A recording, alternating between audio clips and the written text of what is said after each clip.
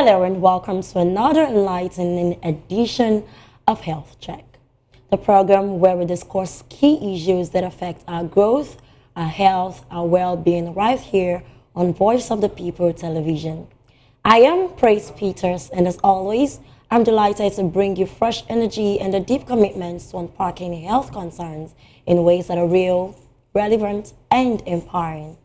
Remember, you can watch us live on SLTV channel 264 and follow us across all social media platforms at VOPTV Live.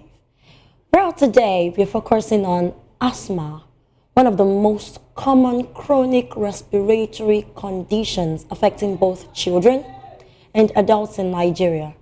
It is characterized by inflammation and narrowing of the airways, leading to repeated episodes of coughing, wheezing, chest tightness, and shortness of breath. Despite being manageable, many people still suffer severe attacks due to late diagnosis, poor treatment routines, or exposure to environmental triggers. Globally, asthma affects an estimated 339 million people, and it remains the most common chronic disease in children. In 2019, global estimates showed over 754 million cases of wheezing and more than 357 million asthma cases among people aged 5 to 69. Well, while diagnosis is more prevalent in higher income countries, mortality rates sadly remain higher in developing nations like ours. Well, this is a very, very crucial topic. And to help us understand this condition better, we're joined today by two distinguished guests. Dr. Paul Kusemijo is certified and seasoned medical doctor from the College of Medicine, University of Lagos, health and safety manager, wellness coach, surgical resident in plastic surgery, and a business medical entrepreneur. And we're also joined by Dr. Charles Adeogun, a respected public health advocate and wellness physician, committed to preventive health education and community wellness strategies. You are most welcome, doctors. It's good to have you on the show today. Thank you. It's good to be on the show also. We welcome Dr. Charles. Good afternoon. Thank you so much for coming. Thanks for having us. Well, from the brief profile we've read, I can see that you're really vast, and I'm sure you're very, very, very, very knowledgeable. So how has the profession been, Dr. Paul? How's it been so far, being a doctor? Well, as a doctor, it has its challenges. And, the thing about doctors is that we say we're trained to save lives. So as someone said to me recently, doctors are supposed to focus on health and wellness, not focus on money. But we can see the current situation of things right now with the doctors on strike and different things happening in the country right now, especially with the fact of certain agreements to which they had reached with the federal government and nothing has been done for a couple of years. So yes, a lot of things have been tough. All right, that's amazing. I can tell that being a doctor, it's hard enough, but for the passion, right? For the passion. So the passion, yes, has to really be there. Wow, we have to commend you for that. How's it been, Dr. Charles? I'm really keen on hearing yours because I think you deal with a lot of people. Please tell us. Well, it's been interesting. It's been challenging, and first and foremost, so far it's something you're passionate about. You're giving it your all, and you're delighted when you see the desired outcome on your patients. So it's been quite a mixture of both. All right, but it's and been that's a good experience. Why, I can tell, and that's why we're here today. Absolutely. For the love of passing the right information to enhance and generate public awareness concerning people's health. So let's dive right into the topic of today: asthma. Whew, asthma seems to be a very, very, very, very, very, very crucial topic. So let's talk about it. So Dr. Paul, let's begin from the very foundation. What exactly is asthma and how does it affect the lungs? Okay, so asthma is what we would call the, it's a chronic inflammatory issue that I'm just going to go basically non-medical so as to you can understand. And Yeah. follow. So it's when you do have certain inflammations that occur within the um, the organs to which we breathe. From the lungs, you have the bronchioles and the different things now. For example, you have, as you can see from the drawing that was showed up, when we have inflammation and then those, you have tightening or closing of the airways to which people use to breathe. Now, the muscles and all those things are tightened, and then you see the person is going out of breath, unable to get air, because now, as the human body is designed, we have two lungs from which we breathe in, we take in air. Air, oxygen is used in the body, we take out carbon dioxide, things that it's not used in the system. So oxygen is taken in, which is very important, or the air we breathe in and then we use part. So now, and then the body sends this out to the other parts of our body. Now, the different things we have, I'm not going to go so much of the, I'm sure Dr. Diogo wants to go into that in nitty-gritty, but so just in short, just say asthma is when you're unable to, your body is unable to utilize the amount of air that you take in, or is unable to utilize enough air taken in to oxygen to be passed around the system. And because of that, the body is trying to compensate and trying to make sure that it's able to get enough oxygen. So because of that, you see that you start seeing the person is trying to breathe, looking for air, unable to. You see the person's chest is heaving, his body's looking for enough oxygen to be able to breathe. That, in simple terms, is what we know as asthma. All right, you mentioned airway narrowing. Yes. And most people do not really understand these grammar, especially when it's already happening to them. So can you make it easier for non-medical persons? What signs should they look out for to know that they are experiencing this airway narrowing? Okay. So there are certain things what we call triggers that happen. For those who are asthmatic, would always they tend to always get to know these triggers. For example, someone who's asthmatic can't be in the same room with someone, or somebody uses a certain perfume, or there's dust in the area. The next thing, one of the first symptoms they start feeling is one, they might feel a little bit of tightness in the chest. The chest feels tight. Then they suddenly feel that they can't breathe.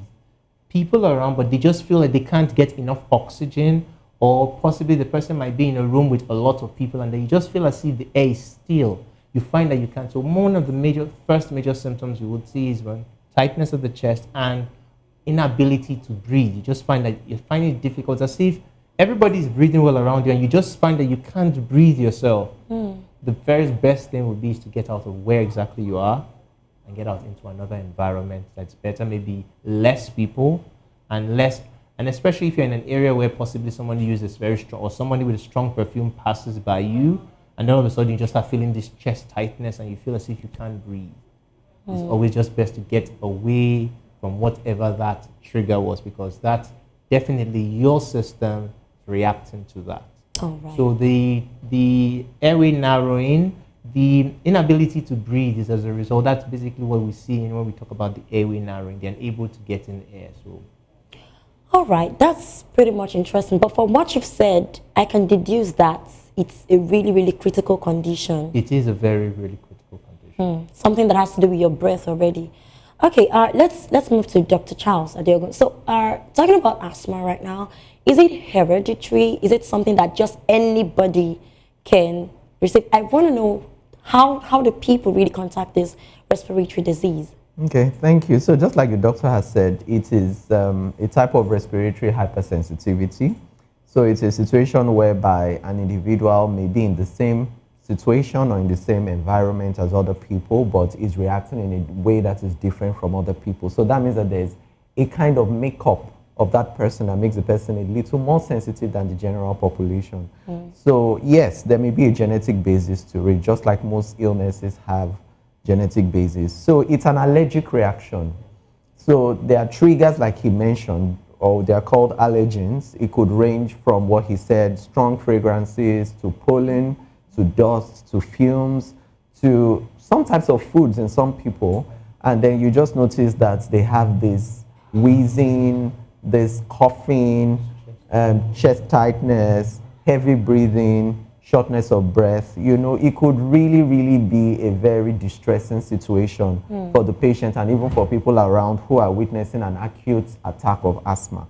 So when it happens this way, it, of course, like you said, it's critical. Time is of the essence. Something needs to be done to improve the work of breathing of the person, because oxygen is necessary for, the proper body functioning. So you have to find a way to improve the breathing of that individual. And of course, it's always best to have all the, the acute phase treatment things available. Most people who are asthmatic or they've been asthmatic for a long time, they know they need to have an inhaler that they use for acute attacks to open up the airway, because as the doctor explained, there's what we call bronchoconstriction, which in simple terms is just the airway closing up, becoming tighter, becoming narrowed, and sometimes you have mucus plugging also, and then you also have the smooth muscles surrounding the airway tightening, so that makes it very, very difficult for air to pass. And most times for people who are asthmatic, they have a problem with exhaling air, because if you have a chest x-ray done while they're in that acute phase of asthma attack, you notice that their lungs are hyperinflated. So the lungs are so full and fully ballooned out because they have so much air in the lungs, but it can't come out. And Oh my God. that's very, very distressing for them. And because because the problem is with exhalation, that means carbon dioxide will be so much because they are not passing the carbon dioxide out, and that is not a good thing. So it's very important for people who are asthmatic to know what their trigger factors are, because people are different. If you know your triggers are dust or pollen or fumes or anything like that, you just do your best to avoid those precipitants and All avoid right. those situations. All right, thank you very much. So you're already moving to the acute stage, the really critical stage, and all of that. So most people do not know that these things occur in their systems. So before we dive deep into this, but because this is for the awareness purpose, right? So let's move to the early signs. So what are the early signs, common early signs that people often overlook that may be pointing towards this respiratory disease? Okay, like we said, there's a genetic basis. Sometimes in people's families, they know that they have other siblings in their families that are very sensitive to certain situations. And typically, there's something we call respiratory atopy, whereby, when it comes to you just being a bit allergic to something, or your body reacts, in a hypersensitive way to certain things more than other people. So you are somewhere, every other person feels normal, but you are so uncomfortable in that area, or you're always sneezing, or you have watery eyes, itchy eyes. All those are pointers to allergies. And people that have allergic reactions, they may be prone to other respiratory allergies. But in case of asthma, it's a chronic condition because it's a long-term, lifelong kind of condition. So it's not just a transient thing that So you it just have. cannot be cured. No, it cannot be cured. It can only be Interesting. managed. So you have to know what your triggers are, avoid them as much as you can. But no matter how much you try, occasionally you would still have those symptoms. And when you do have the symptoms, the important thing is for you to know what to do and how to seek help early, because it can kill in no time, because of course, it has to do with respiration. In some cases, practically we've seen patients whereby they've used their inhalers at home and they still don't feel better. That is the time to go straight to a hospital, because that shows that it's beyond what you can manage at home. So that is not the time for you to try other home remedies. That is the time for you to go straight to a hospital and get things done properly. All right, interesting. So Dr. Paul, I would like to channel this particular question to you. So Dr. Charles Adiogun was explaining something about when you discover this, go to the hospital. I'm really keen about children because they really cannot express themselves. So I want to ask, how is asthma diagnosed in children, and how can you spot these symptoms in them, knowing that they cannot really express how they are feeling? Okay, so asthma in children can be diagnosed. It can start from birth. It can be diagnosed from birth. Okay. A child is born into a family where possibly the mother is asthmatic or the father is asthmatic, or it runs in the family. So the doctor can then advise the parents to always, if there's any issue, to tell them what to watch for if you do notice. So here there's a little bit more onus on the mother, especially being the one that is much closer to the child. She watches the child daily, so she's able to note certain things. Yes, the husband too is also has his own part to play, but mostly the mother who is the one dwelling with the child regularly. So if she sees the child, she notices the child is maybe quiet in an area, and she just sees that the child is unable to breathe, and she sees possibly the children are pink regular, and then you start seeing the child starts turning color, turning blue. These are things, and those are signs and little things. Well, even from little children, seeing, and then as a child has to be brought as a little neonate. Then you start talking about them going to about a year old. A child who is possibly a year old now, who is finding it difficult to breathe. You might see him he's looking around, and I've seen mothers who have told me in the clinics, and they say they just noticed the child was quiet, and they turned to it and they saw that the child was they saw the chest going up, and they knew that this was a problem. They rushed the child to the hospital. So there are certain ways and very little things, just like Dr. Charles was saying, very, very little triggers. It could be an allergy. That's one of the very, very basic things most times that can happen to anyone, a child or an adult, and it could be overlooked because the child could just be maybe showing habits. We know that asthma is a hypersensitivity, and then the child is showing this hypersensitivity to possibly a pollen or just this, and then you feel, okay, no, let me just keep the child, or maybe try to fan the child, maybe the child, and it just keeps escalating, and then the problem just keeps going worse, and until you see the child turning bluish in the face, and then he's unable to get oxygen, then you start trying to rush the child. And once you see that issue, you should get the child straight away to a doctor. So as best, and then let's take the child away from that, rush to a doctor. Now, other things that could happen, it's genetic, it's hereditary. So children with the family histories, they should pay attention. Thank you. The family has to pay much closer attention to them because of the family history they do have. There's possibility. More than a 50% chance that they might. So so any little sign or symptom, you need to take the child straight away to the hospital. Now, I talked about allergens being a very overlooked issue. A child possibly could have cough, maybe just having this repeated coughing over and over and over. And then we know, just as Dr. Charles had talked about, there is this hypermucous secretion that occurs when the airway is getting blocked. This cough, possibly with the child is trying to expel the cough, the mucus that is produced. So it just keeps coughing continuously, and you feel, oh, let me get this child cough syrup. And you're just giving the child cough syrup. It's not going, and the child just keeps coughing and goes. So it's best take the child to the hospital. So there are little signs and symptoms like that, especially in children. Little bit of allergies here and there, sneezing, coughing, finding a little bit difficult to breathe, and then telling, mommy, my chest, or the child is pointing to the chest, and then so you need to be very, very aware of little things like that. And once you see a child in distress, in any little distress at all, get to the hospital as best as possible. Is it possible that all of these things can be misdiagnosed to be pneumonia or bronchitis in kids? Okay, yeah. So when a child comes to a hospital, the doctor wants to listen to the chest. Now, in medicine, they always say, there's the term we would always know in medical school, says common things are called common. But I'm not saying with that, yes, it could still be misdiagnosed.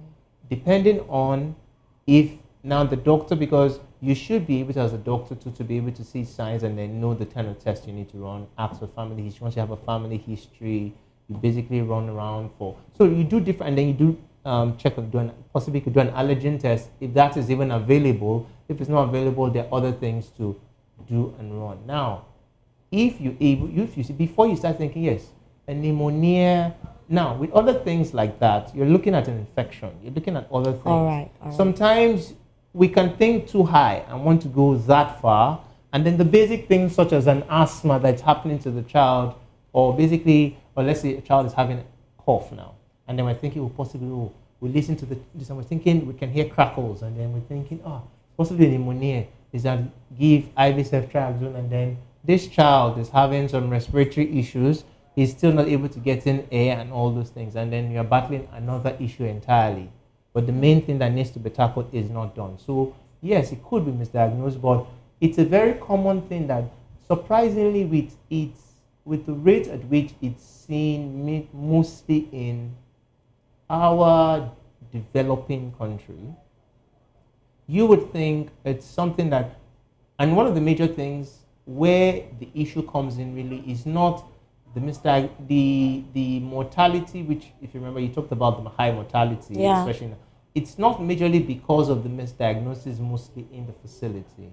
It's most times that the people don't see the need to get to the facility on time, for they Because feel they such- think they can handle it because themselves. they think, oh, I'm just having a cough.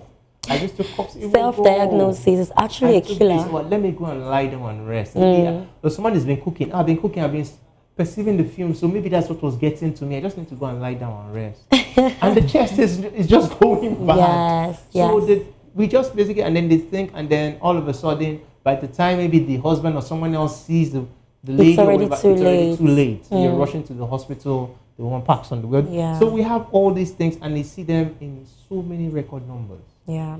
All right. That brings me to our Dr. Charles. He was talking about triggers. So let's talk about triggers and risk factors now. So what are the most common triggers of asthma attacks in Nigeria? Let's look at Nigeria because this is basically to create awareness. That's right? our So- environment. That's Yes. And we know what's most common with our environment. Yeah, so please, what are the so risk basically, factors? like we've emphasized, it's an allergic reaction. So there's something that is always a trigger, something in the environment. So most times, to talk about in the Nigerian context, you would be looking at pollutants in the air. You'll be looking at fumes from generators. You'll be looking at fumes from car exhausts. You'll be looking at all the kind of things we use, some air fresheners, fragrances, perfumes. I think these are very common, Yeah. Everybody has generators Just, now. of course, it's everywhere. I thought my neighbor. No, but for me, I'm particularly very concerned. Typically when I'm in Lagos traffic, the kind of traffic I'm Oh talking my, about. especially when Horrible you're at the back traffic, of a trailer and then all the of those. And then they're Yes. they're No, just I really think this releasing is a those major fumes. problem. It's a big issue. I just feel sorry for people who are passers-by or they are held in the Oh my traffic God. and they just have to inhale that and they have nowhere to go, at least for that period. I just pray that they have their inhalers with them because if not, it's just going to be a disaster. So that's a very important risk factor. And then for some people, we said food, certain types of foods may also be some kind of triggers for them.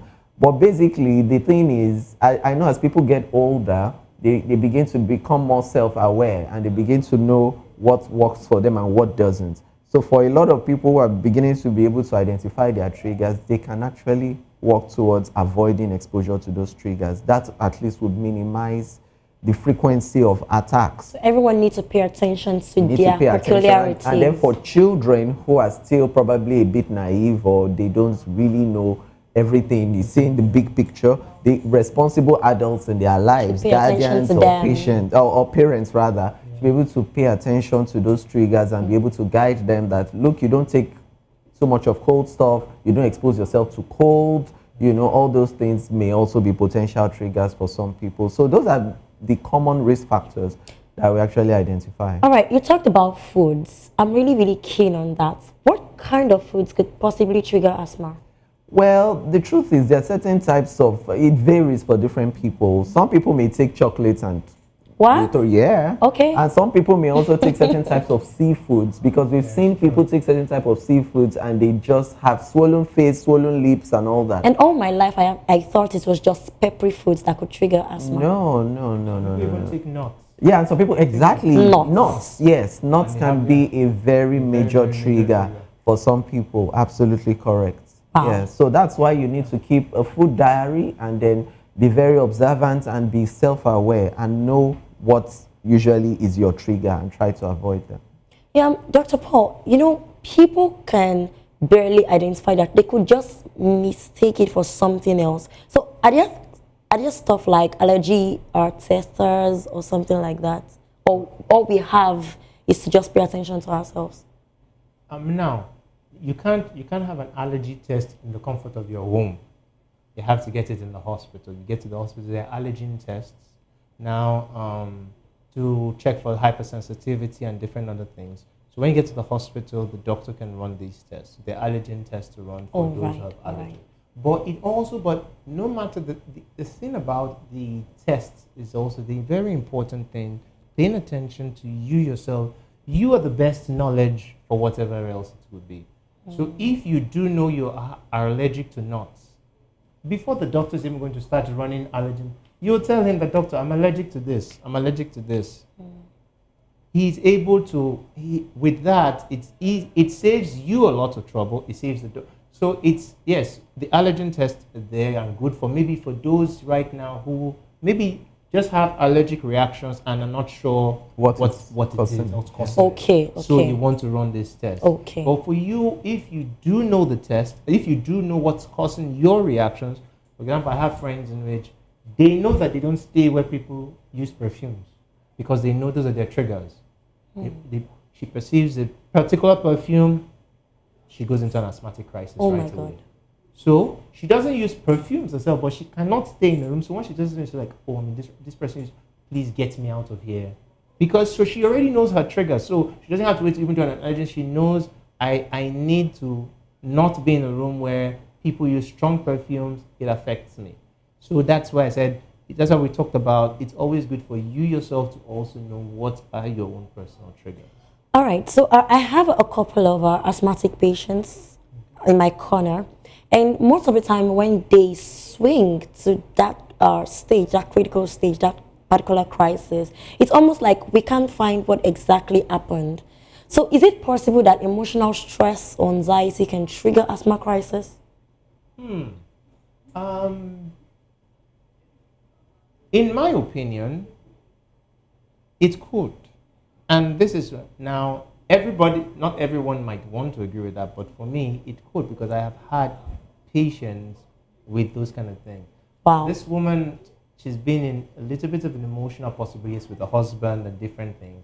And she's noticed that every time she always has these, the husband always, they have these domestic issues, she goes into a crisis. Oh my God. So it's not just environmental. So that's what we talked about. That's why we said that the triggers are environmental factors. It could be pollens, it could be dust, but even it could have emotional anxiety and all these things also give you, because you start getting emotionally worried and different things, you start hyperventilating, your body starts releasing chemicals, and then starts tightening your airway, and all these things happen. So emotional stress and all these things, yes, can trigger asthma. Wow, Dr. Adego, it seems you really agree with him. Yes, emotional, stressful conditions can actually trigger, and it could worsen an already existing attack. It can make it worse, because anxiety, you find out when patients come into the hospital and you're trying to calm them down. I know you are distressed, but just calm down. You know, you have people react to stressors in different ways. You find some patients still very agitated and anxious. It takes them a longer time to come out of the attack than calmer patients. So you also know that, you know, the anxiety also worsens the symptoms. All right. I used to hear something that you don't have to be a smoker to smoke.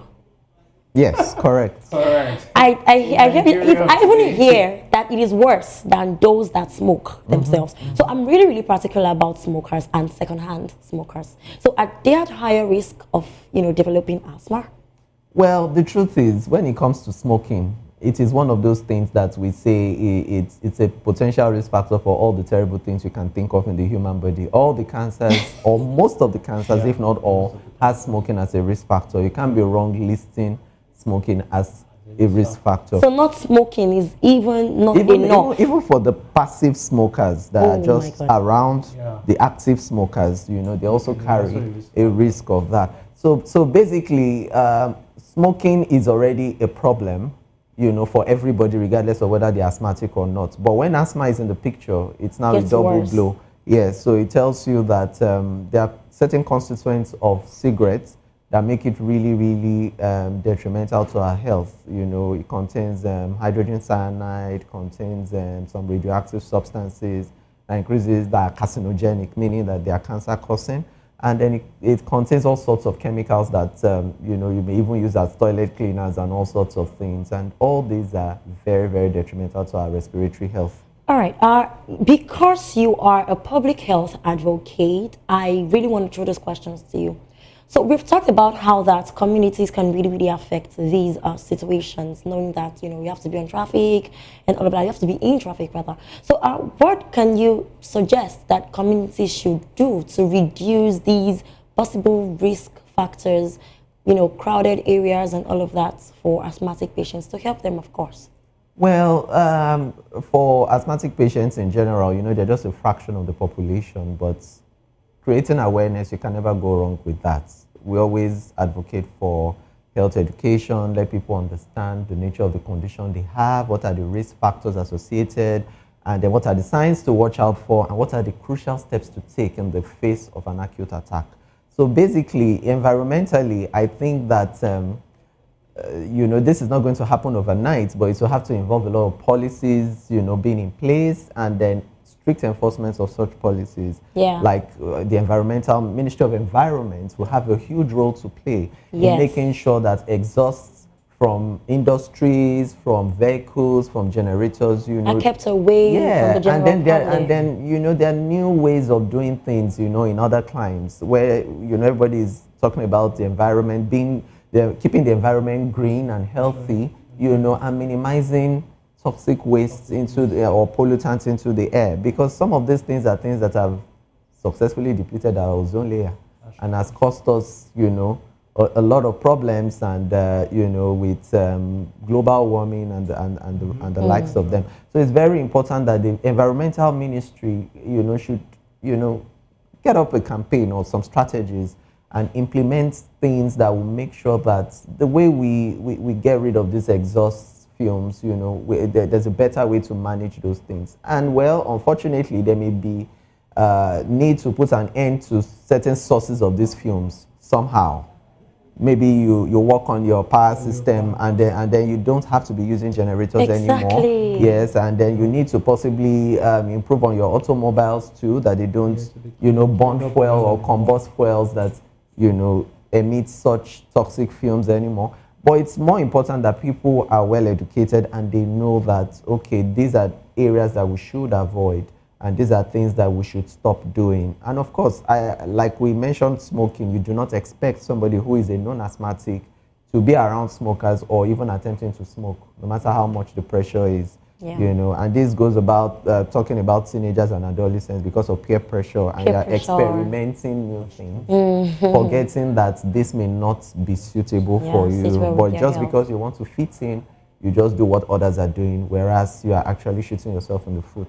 So I would think, on a general note, the environmental ministry has a lot to do. The Ministry of Health has a lot to do. The schools, the institutions have a lot to do in educating and creating awareness about environmental sustainability, and you know, they need to keep our environment safe for everybody, and possibly green, you know, having green trees everywhere so that you have more oxygen. Okay, you know? Is that even possible right now? Yeah, we can, rather than just you know, using all our land expanse for building houses and all that. We also need to grow trees, because trees are healthy, because these are the things that can make oxygen cycle in nature be maintained. And that is how we can have a healthier environment for everybody.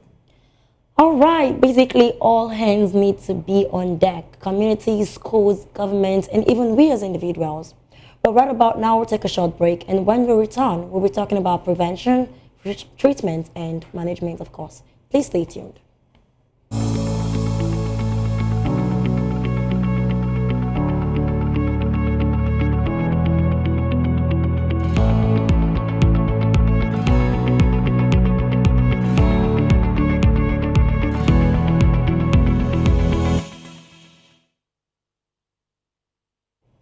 Welcome back. This is still Health Check on Voice of the People Television, and I'm still your host, Praise Peters, still joined with Dr. Paul and Dr. Charles. We've been talking asthma, and we've talked about all of the symptoms, the courses, all of the things that we must avoid, and how that you should pay close attention to your health as an individual and to your kids as well. Well, right now we're delving into the treatment and management of asthma. So I'll start with Dr. Paul. So Dr. Paul, for many people, inhalers are the first thing that comes to mind when asthma is mentioned. How does an inhaler work medically, and is it the all-in-all preventive measure or treatment for it, knowing that it's a lifelong thing? Okay. Now, remember when we started talking about asthma and the things that happen with the asthma, in the sense that the person is unable to get oxygen to breathe, the muscles, the smooth muscles, and the muscles around the airways are thickening. There's hypersecretion of mucus and things. Now you're having closing of the airway. Now, so what the inhaler does is every inhaler contains what we'll call certain medical substances. Or I'll put them as the medical drugs in the inhaler. For example, one of them is the most common inhaler would use is the Ventolin inhaler. Yeah, Ventolin. Ventolin's main product is the salbutamol. Salbutamol here works as a bronchodilator. So what it does is the muscle that is tight, it helps to try to widen it, to dilate it, to give it opening so that the air can pass through. It works as a bronchodilator. That's its main function, is to work to try to open up the muscle to be able to have air pass through. Now, it gets to, for example, you see, I'm sure you would have seen it times when people have used the inhaler and it doesn't work. And then you're wondering, yes, what is supposed to, you're saying it's a bronchodilator. I started to doubt if there is a correct way to use it, So, no, but then the thing is the asthma progression, though, as Dr. Charles told you, it's a chronic issue, it's a long-standing issue, but then when you do there's when the person can have an acute initial stage right there, and then it can progress and become worse even from then on. So the person, that's why you see with many people, one of the first line of treatment is what we start with is the inhaler. We start with it sounds like a first aid. Like a first aid right there, and then to try to immediately try to open up the airway, to try to dilate the airway as best as possible to open up.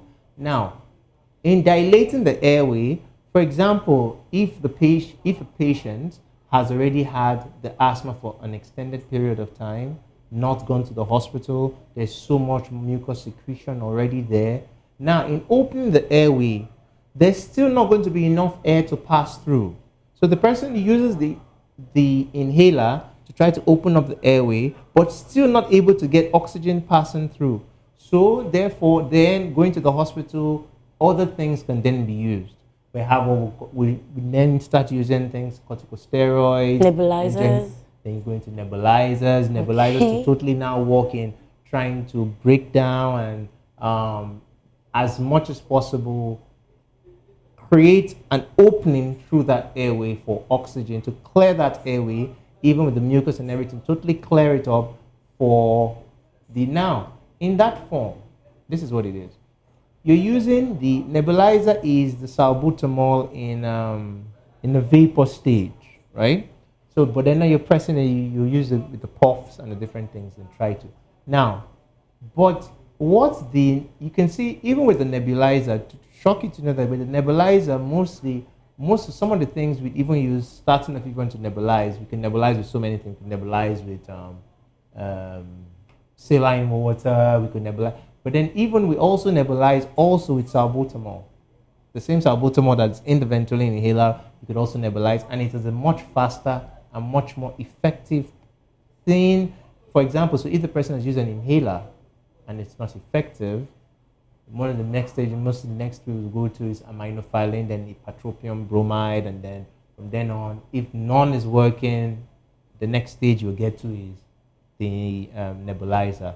A nebulizer is one thing you use starting off with salbutamol. It's able to totally break through the mucus, gets the patient to be able to totally breathe again. You see many times with people, I've even seen, I had a 2-year-old child just about last week that was nebulized. Oh my goodness. And they had to nebulize, and children, God, when you have to put that thing on their nose, and God, the child was crying. But then the thing was that at the end of it, you would see that this child was breathing so much better. So And it even the mother works. felt, yeah, so it does work. So then, but the thing is that the mother had tried to initially use an inhaler, felt that this thing wasn't working, the child was still heaving, breathless, and all that, and had to rush the child to the hospital. So yes, so the nebulizer works with trying to open up the airway, but then with a very, very acute, someone having in a place where possibly your allergen is perfume or fragrance, and somebody passes by you with that fragrance, and you start having the initial, and then you're able to get to your nebulizer medical and use your inhaler, get out of that region, most likely it will try to calm, and then the rest it will try to calm down, and then you feel a bit more better. But some people, as I said, might be in those situations and not do anything immediately. And then as it gets to a stage where they try using the nebulizer, and then, well, we have, I think when I was going to start to start messing. You see, I was just about to, I'm like, I need to. So you see that there are just certain things in which you can have, but then there's certain situations when people have, what I was trying to say was that there's certain asthma situations that people have that we don't even try using a nebulizer. You know, this kind of patient has this kind of, there's something we call brittle asthma. That's one of the first things that made me go and understand what brittle, they have status asthmaticus, a very severe form of asthma. You don't even try nebulizer, it is not going to work. Wow. Sorry, you don't even try an inhaler. Inhalers. That's not going to even do anything, it doesn't cut it. So just the first thing you want to start with is start to nebulize this patient. And then and then you start increasing the dosage of how you nebulize the patient till the patient is much better. So there are certain things when you get to know, especially the person's history, family history, this is how this person's asthma has been, you know how to combat it. Really, if anyone around you or if you are asthmatic, the doctor should be your friend, because you cannot possibly handle this with self-diagnosis or self-medications, of course. So, Dr. Charles, these things I'm hearing, I wouldn't lie, they're quite scary, but I'd love to ask, are there long-term side effects of this asthma medications, knowing that they have to do with respiratory organs and all of that?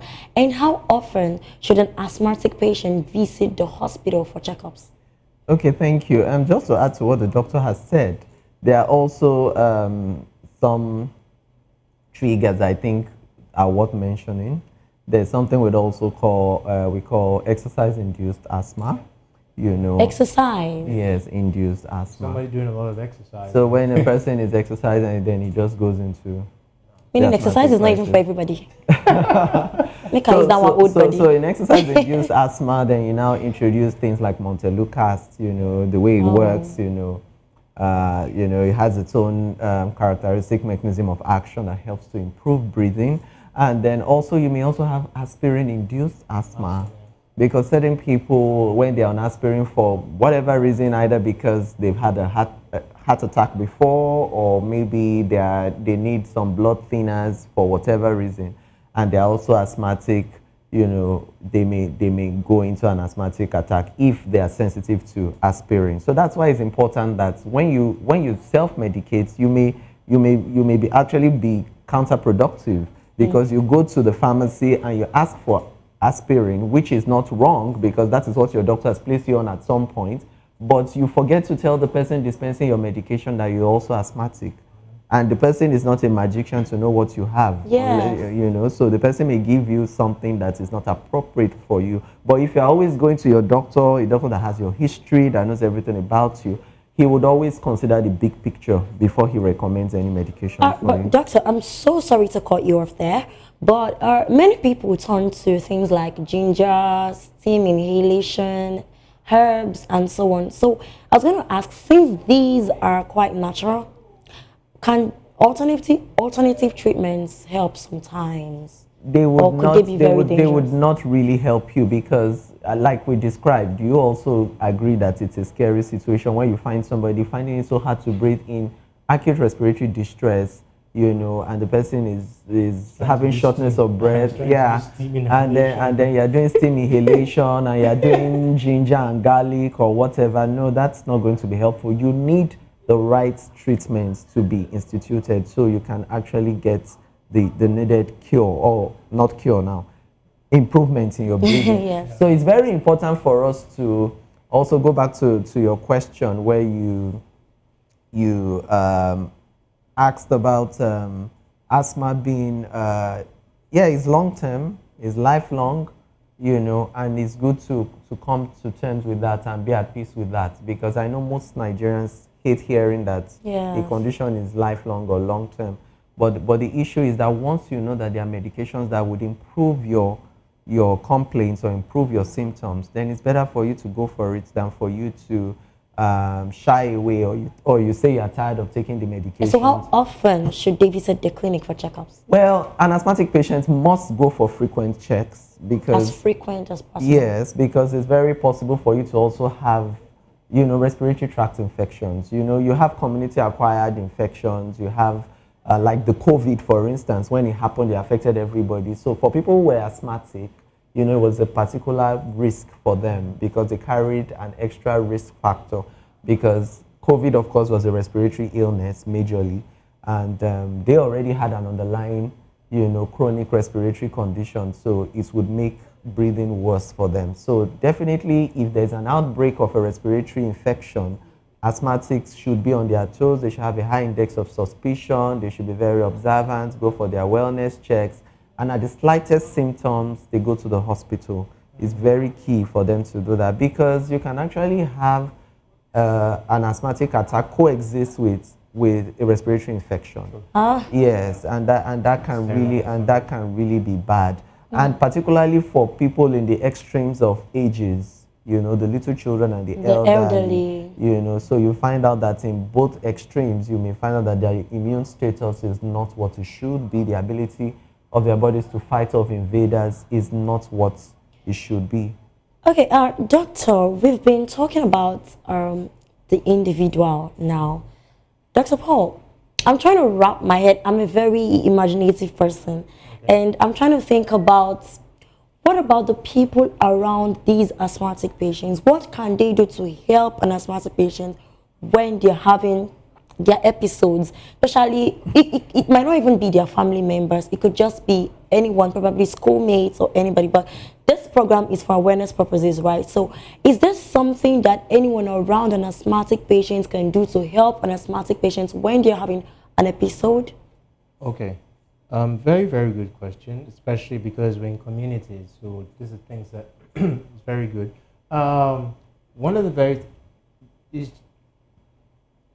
very first things to be able to do is you see someone in a situation where the person is unable to breathe. And if you're not a family person, but you're just a sitter-bower, you're just someone by the person, it would be best to see how to get the person to the closest hospital as possible. Just get them to the hospital. Get them to the closest possible hospital as best. Yes. And also, it would be important that while doing that, if the person has any tight clothing, try to loosen up the clothing and all that, just to help them. But make sure you get them to the hospital.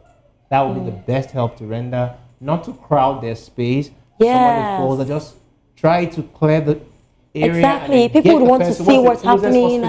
Get everybody away. Where's the closest hospital? Get that person. As much people as you can. If you get a car, carry the person in the car straight to the hospital. The closest possible hospital as possible. All right. So right now I'm thinking solution, right? Because that is really what we need. It's not enough to know the problem. We have to know how to solve the problem. So, Dr. Diego, are there daily habits that can help the frequency of asthma attacks? The ones we can control, Yeah, basically, first and foremost, we know that it has triggers. The condition has triggers, known triggers. So, of course, you make sure that your space is dust-free as much as possible. You make sure that ventilation is optimal. You have cross ventilation as much as possible, and you also make sure that for people who know that they are allergic to pollen, for instance, they may not want to keep too much of flowers around them, to minimize flowers. Yes, to minimize their risk of having an acute attack. Then cold exposure. People work in offices that they are extremely chilled up and all that. Just know that you need to have your cardigans, your warm clothing, and all that. very important. You may not necessarily need to have cold baths all the time if you know that's a trigger for you. And you don't walk about in the rain too. You know, anything that you know is an identified trigger for you, you try to stay away as much as possible. And to add to what the doctor has said, it's also very important that people around asthmatics should also have a high index of suspicion, because I have seen patients in that terrible critical phase of a severe asthmatic attack where they can't even utter a word. Yeah. So they can't even shout for help. So somebody has entered the bathroom and is not coming out. And maybe because the person perceived a fragrance, maybe some kind of air freshener there, and has an attack there, and everybody just thinks all is well because you're not hearing anything. Have a high index of suspicion. When you notice the person has been in somewhere and is not out, please go there. The person may need help and may not be able to reach out to you. And it's also very beneficial for all asthmatics to have their inhalers in every possible corner. You have in your bag, you have in your car, you have in your office drawer, you have somewhere at home, you know, so that wherever you have an attack, you have something to fall back on. So it is not at that crucial moment you are looking for a pharmacy to get it from. So you always have... You should always be prepared. Yes, and then let your loved ones, as much as possible, who are always with you, they can always have a spare as well. You know, I think with all this, they will be able to fare well. All right, so in one second, or in one sentence rather, can you please tell us something for the asthmatic patients that may have, you know, lost hope or probably see themselves as a disadvantage? You know, these things could get to them emotionally. So just in one sentence, just tell us something to help their mindsets and, you know.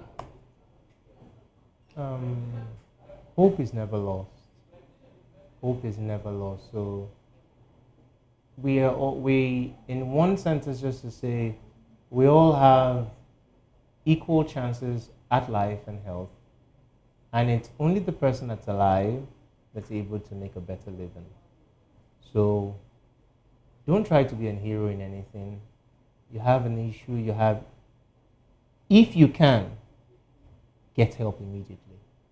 And those around, it's always the onus also to be on, as Dr. Charles also said, to have a very high index of suspicion. Watch out for our loved ones. You know a wife, or you know your husband is asthmatic, or you have your children are asthmatic, and you just notice they've been in the bathroom 20, 30 minutes, you're not hearing anything from them. Check them out. Just have a high index, because it's the person who is alive that has a better chance at living well. Thank you very much. All right, so this is a big thank you to Dr. Paul Kusemijo, a certified medical doctor from the College of Medicine, University of Lagos, and Dr. Charles Adeogun, a distinguished public health advocate and wellness physician dedicated to community health improvements. They've spoken really well. I'm sure my viewers can, you know, attest to that fact. Thank you so much, doctors. Thank you very much. It's really good to have you on the show. Thank you. All right. Asthma is manageable, but properly understood and treated. So if you or someone you love is showing symptoms, please seek medical help early and immediately. Don't wait for severe attacks before taking action. Remember, your health matters. Don't be afraid to speak up, seek help, and make your total well-being a priority. I'm Praise Peters, and this has been Health Check. Stay safe, stay informed, stay healthy, stay alive, and join us again next week for another important conversation on your well-being. Bye for now.